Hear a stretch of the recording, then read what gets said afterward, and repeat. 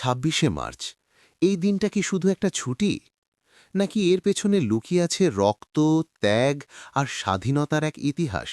এই দিন পালন করা কি ইসলামে জায়েজ নাকি এটা বিদাত? আজকে আমরা জানব ২৬শে মার্চের সত্য ইতিহাস, ইসলামের দৃষ্টিভঙ্গি এবং আমাদের করণীয় বর্জনীয়। ২৬শে মার্চ কি দিবস?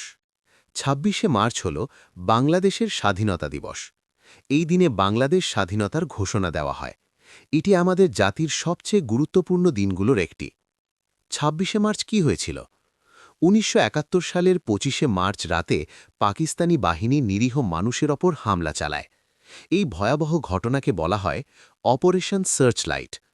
এরপর ২৬শে মার্চ স্বাধীনতার ঘোষণা দেওয়া হয়।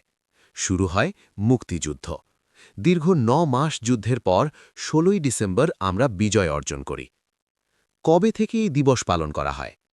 বাংলাদেশ স্বাধীন হওয়ার পর থেকেই ২৬শে মার্চ স্বাধীনতা দিবস হিসেবে পালন করা হয়। রাষ্ট্রীয়ভাবে এই দিনটি জাতীয় দিবস হিসেবে উদযাপন করা হয়। ইসলাম কি বলে এই দিবস সম্পর্কে? এই বিষয়ে আলেমদের মধ্যে ভিন্ন মত রয়েছে। মতামত ১, জায়েজ।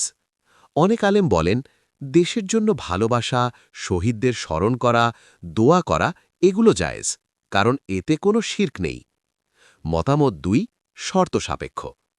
কিছু আলেম বলেন, যদি দিবস পালন করতে গিয়ে হারাম কাজ করা হয় তাহলে তা জায়েজ নয়। কোন কাজগুলো হারাম হতে পারে?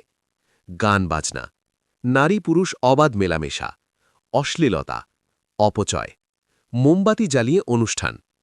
করণীয় কি? এই দিনে আমাদের যা করা উচিত, দেশের জন্য দোয়া করা, শহীদদের জন্য দোয়া করা, কোরআন তিলাওয়াত, নফল নামাজ, ইতিহাস জানা। শেষ কথা, ২৬শে মার্চ শুধু আনন্দের দিন না, এটি ত্যাগের দিন, এটি শহীদদের স্মরণের দিন, এটি দেশের জন্য দোয়ার দিন। আমিন। আল্লাহ আমাদের দেশকে নিরাপদ রাখুন। আমিন। শহীদদের জান্নাত দান করুন। আমিন। ভিডিওটি ভালো লাগলে একটি লাইক করে দেবেন, কমেন্টে আপনার মতামত বলে যাবেন এবং ইসলামিক ভিডিও পেতে